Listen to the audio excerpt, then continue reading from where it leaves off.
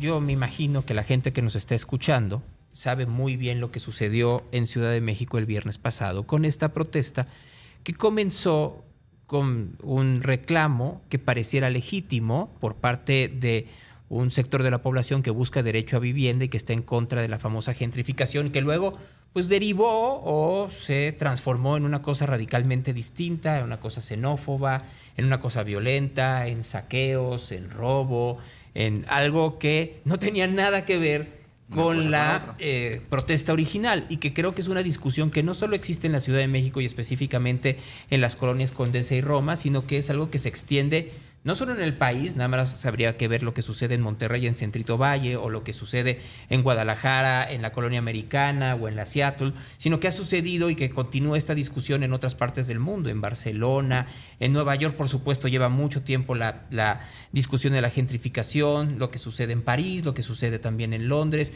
y creo que es un tema que habría que analizar con mucha conciencia. Por eso mismo está con nosotros Alan Santelices. ¿Lo dije bien? Correcto. Es que luego con los acentos uno se equivoca. Pasa nada. Alan Santelices, que es consultor político, y vamos a platicar pues del fenómeno de la gentrificación, no solo en México, sino en el mundo. ¿Cómo estás, Alan? Muy bien, muchas gracias. Gracias por la invitación. Y empecemos por ahí. El fenómeno no es ni nuevo ni es localizado solo en el país. Correcto. De hecho, el fenómeno tendrá 20, 30 años. Quizás se les decía de manera diferente, ¿no? Pero de manera oficial, gentrificación tendrá 20 años. Empezó en París, en Barcelona, en Nueva York.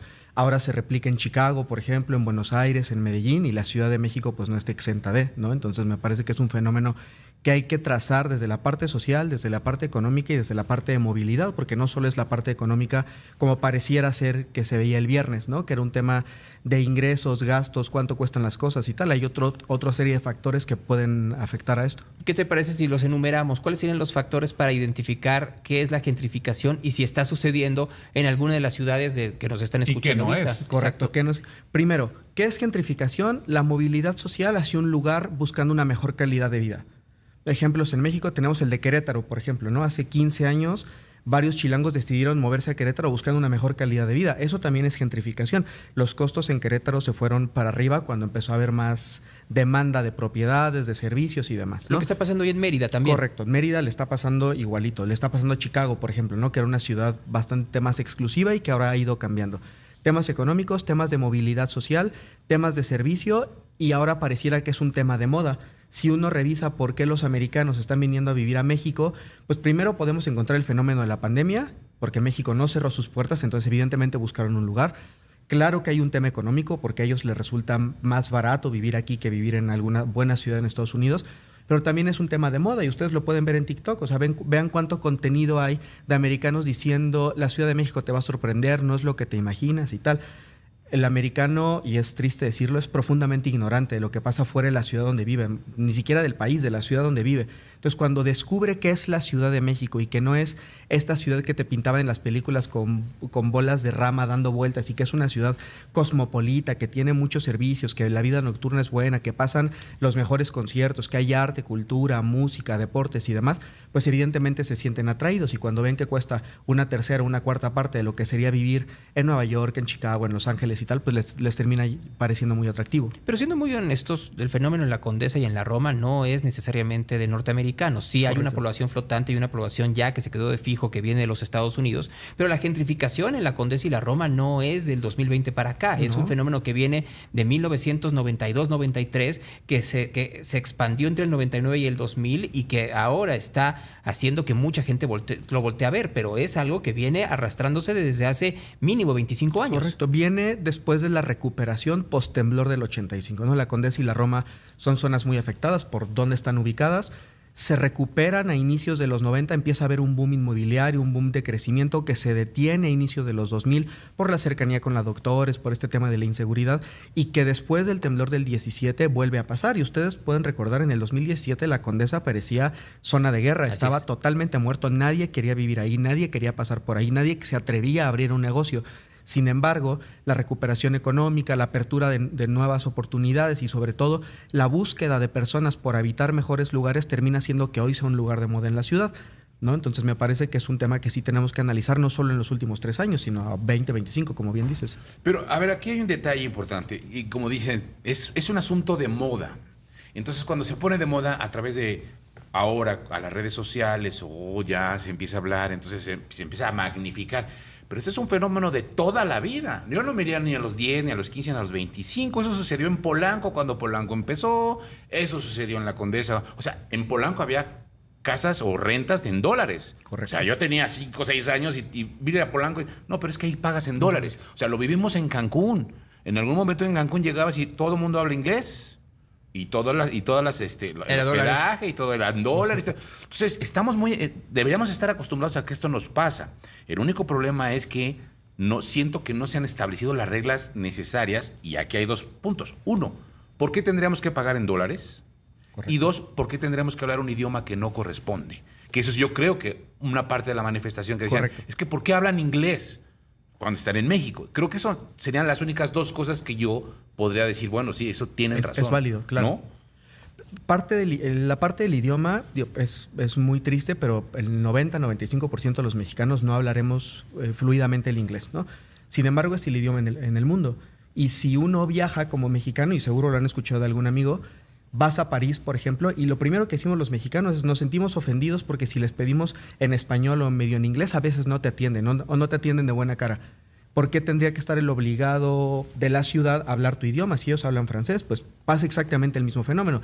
Sin embargo, creo que esto entra en un tema que ya no tiene que ver con la gentrificación como tal, sino un tema de resentimiento social, que evidentemente en los últimos años, derivado de la estructura política, de lo que está viviendo el país, pues evidentemente se ha polarizado, ¿no? O sea, ya las personas que están en medio respecto a un discurso de izquierda o de derecha cada vez son menos. Entonces, o te polarizas hacia un lado o te polarizas hacia el otro y terminas estando en contra del idioma, de los dólares y tal. Habrá quien tenga un argumento muy válido de decir, yo soy extranjero, tengo mi inversión en México, pero recibo el dinero en dólares, lo necesito de esa manera.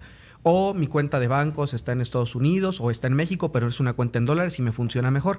Me parece que cada caso podría ser distinto y habría que analizarlo. No deja de ser un reclamo legítimo y me parece que si se establecieran las reglas, como ya lo hizo Barcelona, por ejemplo, que estableció parámetros muy marcados para que eso funcione, podría cambiar. Sin embargo, me parece que la ciudad todavía está muy lejos de llegar ahí. Qué bueno que dices eso, porque creo que aquí estamos perdiendo el foco de algo, porque le estamos poniendo la responsabilidad a los nómadas digitales, o se lo estamos poniendo a los jóvenes que decidieron irse a vivir a la Condesa, o a los empresarios que decidieron rentar ahí y que entonces ahí hubo por cuestiones de mercado, por lo que tú quieras, estos desplazamientos de gente que vivían desde hace 30, 40, 50 años, cuando no estamos tomando en consideración a la autoridad. O sea, ¿cómo tendrían que haber puesto la autoridad cierto tipo de regulaciones o defensas hacia los vecinos desde hace mucho tiempo para que no sucediera el fenómeno que estamos viendo hoy en día? O, lo pongo del otro lado, ¿en dónde estarían también la expansión inmobiliaria o de vivienda para que estos jóvenes que están buscando en dónde vivir no vean que están siendo desplazados por otros,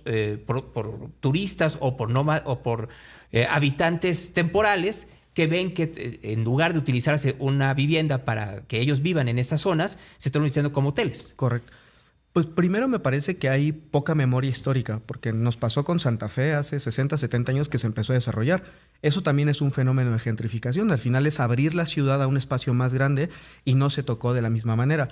Desarrollos inmobiliarios, yo creo que por excelencia es la Benito Juárez, ¿no? O sea, la Benito Juárez, y no pasa por ese proceso de gentrificación porque me parece que está muy bien definido quién sí y quién no tiene posibilidad de llegar ahí, ¿no? O sea, me parece que sí es un tema de resentimiento social y es un tema de encono y enojo por lo que está pasando coyunturalmente en México y en el mundo. O sea, ni siquiera creo que vaya más allá de eso, porque el fenómeno lo vivimos hace muchos años. Sin embargo, este tema de la presidencia de Donald Trump, lo que está pasando con Claudia, el programa que está intentando implementar Clara Brugada, que tampoco está tan bien especificado respecto a este tema de vivienda, pues me parece que deja muchas dudas y la gente tiene que encontrar con qué desquitarse, ¿no? ¿Y quién pareciera el enemigo público número uno? Los extranjeros que habitan de manera nómada, como bien lo dicen, en la Roma, en la Condesa, que son los lugares de moda, pero eventualmente pasará en el Escandón y pasará en la San Miguel Chapultepec cuando se acaben las opciones, porque la gente seguirá moviéndose. Sí, pues todo el centro. Oye, Alan, yo tengo una pregunta. Si yo agarro una colonia de la periferia y en cuestión de meses le cambio la infraestructura, reduzco la inseguridad el 90%, queda súper bonita, arreglo las fachadas, ¿la estoy gentrificando? Yo creo que no, yo creo que hay desarrollo. Y la gentrificación es yo entiendo como Porque va a valer, una vez que haga eso va a valer más. Va a valer más, Sí. claro, pero yo creo que todos aspiramos a eso. O sea, Sí, si yo claro. soy vecino de una colonia popular, pongámosle un nombre, la colonia Doctores, que está además al lado de estas colonias de moda, pues también me involucra para bien que los servicios vayan mejorando, porque la plusvalía del lugar vive mejor. El tema es que el acceso a la vivienda para poder comprar en la Ciudad de México es muy complejo, es muy complicado, pero eso ya no es un tema de gentrificación, es un tema de oferta y demanda. Si en la zona metropolitana de la Ciudad de México vivimos 20 millones de personas sobre 120 millones de mexicanos, pues evidentemente los costos van a ser muy altos respecto a otros lugares donde la demanda es totalmente distinta. Vamos a una pausa. Nada más les voy a decir una cosa con lo que dijo ahorita Wikichava. Nada más recordemos que la infraestructura de la Condesa es la misma que había en 1985, Correcto. No nos olvidemos de eso. Está con nosotros Alan Santelices, que estamos hablando con él, que es un consultor político, sobre el fenómeno de la gentrificación. Estábamos hablando de Unos Ciudad de agarrones, México. ¿cuál hablando? Ya estábamos aquí. Está muy divertido, aventándonos. sí. Porque, Todo. vamos, Ciudad de México es muy, muy claro que está sucediendo, porque además hay una quinta parte de la población del país que vive aquí, pero no es un fenómeno que solo se dé en esta parte del país. Yo vuelvo a repetirlo, si uno va a Guadalajara, pues es un fenómeno que se está dando en la colonia americana de manera muy, bueno, la americana y Seattle, Lafayette, sí. y que se está yendo hacia la colonia Seattle, Correcto. y en donde también está sucediendo que existen estos jóvenes que de pronto pagaban una renta de 9,000 pesos y que ahora le están diciendo que se van a subir un 60% porque hay este tipo de desplazamientos. Me imagino que los problemas de política de vivienda se están replicando en muchas partes de México. Y se seguirán replicando, porque al final de cuentas pasa lo mismo con educación, con la salud, con economía y tal. No hay los servicios suficientes para cubrir la demanda social. Ahora, si llegan extranjeros, pues mucho menos, ¿no? Porque se van cerrando más opciones. Pasa en Guadalajara, está pasando en Monterrey, lo decían hace ratito, está pasando en Mérida. O sea, decían que hace 20 años la gente dejaba abiertas sus casas en Mérida. Hoy ya no sucede y el meridiano se enoja de que pasa 20 minutos en el tráfico cuando no sucedía hace 10 años, Y ¿no? porque está lleno de watches. Correcto. Playa del Carmen, Tulum, Cancún. San Miguel de Allende. O sea, en Tepoztlán, por ejemplo, encontrarte una propiedad que sea de un mexicano está cada vez más Valle de complicado, Bravo. ¿no? O sea, es un fenómeno que se replica en el país, pero tocaban un tema bien interesante hace ratito. ¿Por qué no se gentrifican las zonas alrededor de estos lugares que ya podemos denominar como gentrificados, ¿no? ¿Sería moda? ¿Puede ser un tema de estatus? Porque la San Miguel Chapultepec está a 3 calles de la Condesa. La Doctores está a 2 calles. La Juárez, la Anzures están cerquita. La Anzures está en medio de Polanco y de la Condesa. Y sin embargo, los precios de renta, por ejemplo, son un 30% menos. Eso no será un tema de moda, porque al final el tema de la movilidad social para desplazarte al trabajo, que hablábamos hace ratito de la gente quiere vivir en estos lugares para que no le cueste tanto tiempo de su vida moverse. Están en el mismo lugar. Yo creo que no pasa por un tema de moda y de estatus. Entonces, eso me parece que en temas de políticas públicas ya lo complica, porque no puedes establecer normas sobre criterios que son atemporales como es la moda. Yo creo que tiene que ver moda, estatus y percepción. Y regreso a lo que decías tú hace rato, cuando tú tienes que una parte de estos vecinos son norteamericanos que desde la ignorancia o de la falta de conocimiento no saben dónde quedan Anzures, y entonces de pronto dicen en Anzures hay 30% menos, yo no sé si quiera ir a rentar Correcto. a un lugar en donde puede haber una inseguridad enorme. Entonces prefiero irme a un lugar en donde mis vecinos y los medios de comunicación y TikTok dice que es Me seguro y es por lo menos acogedor para lo que yo quiero. Correcto. Y entonces mejor voy a ir para allá. Eso, y un fenómeno que pasa también, lo ven con esta nueva fuerza laboral, chavitos de 22, 23 años, que dicen vivo en Polanco. Y tú no te explicas cómo viven en Polanco hasta que ves que viven en un departamento de 3 recámaras, 6 personas. Y dices, ok, ya puedo explicar. Y por eso colonias como La Granada, La Irrigación, empiezan a tener cierto desarrollo que por supuesto que trae beneficios para los vecinos, pero también traerá muchas complicaciones que no se están atendiendo desde la parte de las políticas públicas, porque me parece que no hay un plan definido, no solo en la Ciudad de México, o sea, a nivel global me parece que no hay un plan definido de cómo queremos estructurar las ciudades. Ahora que dijiste a nivel global, hay una gran discusión ahora sobre la especulación inmobiliaria, Correcto. en donde lo que se dice es que hay grandes firmas o grandes firmas de inversión. Una y otra vez en TikTok y en Twitter se ha dicho BlackRock en estos BlackRock, últimos días, correcto. ¿no? En donde es un jugador muy importante en bienes raíces a nivel mundial, y entonces dicen lo que está haciendo BlackRock no solo en México sino en el mundo es hacer especulación inmobiliaria, compra muchas propiedades y con eso juega con los precios no solo de compra sino de renta. O no renta algunos para que el único que rente Tenga un precio mucho más alto. tenga una plusvalía mayor. Pues a ver, se ha puesto de moda por esto, pero es oferta y demanda, ¿no? Y ahí hay una película que es la de McDonald's, que es muy evidente cómo lo terminan haciendo. Empiezan vendiendo hamburguesas y terminan determinando que el negocio está en las bienes raíces, ¿no? Y terminan encontrando que ahí es donde pueden hacer dinero. Me parece que no es nuevo. Lo que es nuevo es esta parte de que la sociedad, uno, esté hablando del tema, porque me parece que no se hablaba antes. Dos, que se estén buscando soluciones. Y tercero, hay que decirlo, que el país ha cambiado. No vamos a entrar en una evaluación de si ha cambiado para bien o para mal, porque me parece que es otro fenómeno y sería otra mesa de discusión. Sin embargo, el país ha cambiado y ha llevado el debate a otros lugares. Y al llevarlo a otros lugares también obliga a personas distintas a cuestionarse ciertas cosas. Porque yo hago 2 horas al trabajo si hay personas que toman un vuelo, llegan y están en el centro de la Ciudad de México, ¿no? Me parece que es un primer debate que se podría tocar. Entonces, especulación inmobiliaria, movilización social, tema de espacios urbanos que decían ahorita, por ejemplo, de la Condesa, que tiene la misma estructura hace 20 años, me parece que son debates que se irán abriendo poco a poco de una marcha que se puede criticar en las formas, porque me parece que es debatible mucho de lo que hicieron. Sin embargo, el fondo me parece que, como bien decían, tiene una estructura válida de ambos lados, ¿no? O sea, de la parte de la gente que defiende y de la parte que ataca el movimiento como tal, me parece que se puede establecer. Y ahora estas grandes firmas, estos grandes empresarios, que seguro también los hay en México, por supuesto que tendrán que entrar en un territorio de ya no tanto especulación, sino debatir y organizarse con el gobierno, porque me parece que habrá ciertas regulaciones.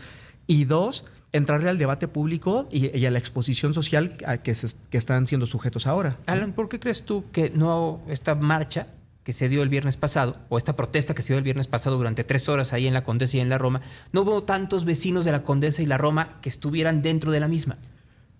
Primero, desconocimiento, ¿no? Por ejemplo, yo vivo en la Condesa, yo me enteré porque vi que cerraron 2 calles, o sea, al lado de mi casa, ¿no? Entonces, ya cuando empecé a ver de qué se trataba, pues uno empieza a entender, ¿no? Me parece que la convocatoria o no fue lo suficiente o no fue a las personas, llamemos indicadas, en términos de dónde vivimos, ¿no? Segundo, porque es un tema muy álgido, o sea, es un tema muy polarizante y lo decían con la Segunda Guerra Mundial, hay un espacio en el infierno para las personas neutrales, ¿no? Entonces me parece que la mejor manera de mantenerse en este punto era no decir nada, ¿no? Era quedarse un poco a la expectativa de las dos opiniones para poder crear una nueva. Y tercero, me parece que el vecino de la Roma, la Condesa, la Juárez y demás está a favor de la gentrificación, porque por algo vive en esa zona. No quiero totalizarlo porque, al menos en mi punto de vista, no debería ser así. Sin embargo, en su enorme mayoría, pues no se sentirán en contra de eso porque por algo habitan esas zonas. Bueno, pero hay algunos que han sido desplazados. No, y que tienen miedo de ser desplazados. Correcto. Y seguirá pasando. Y es muy triste el fenómeno del desplazamiento social por un tema económico, por un tema de desarrollo, pero me parece que es solo una consecuencia de una serie de factores que en el país y específicamente en la ciudad no están bien. El desplazamiento social no tiene que ver con que lleguen X número de americanos, tiene que ver con que yo no estoy generando los ingresos necesarios o no tengo las oportunidades necesarias para poderme desenvolver en un entorno social que yo quiero pertenecer o del cual yo quiero participar. Creo que si atendemos las causas más que las consecuencias, probablemente podría cambiar el debate, porque ahí vamos a encontrar puntos de concordancia que no encontramos. Hoy hay una posición o muy a favor o muy en contra. Si invertimos el debate respecto a qué está causando eso, me parece que todos vamos a estar de acuerdo en que hay un tema de oportunidades, claro, de educación, de estructura social que no está bien desarrollada. Y si lo llevamos hacia allá, va a ser más probable que encontremos como voces al unísono que busquen soluciones más que buscar conflicto. Sí, yo creo que lo que dice es cierto. La raíz fundamental es el tema económico.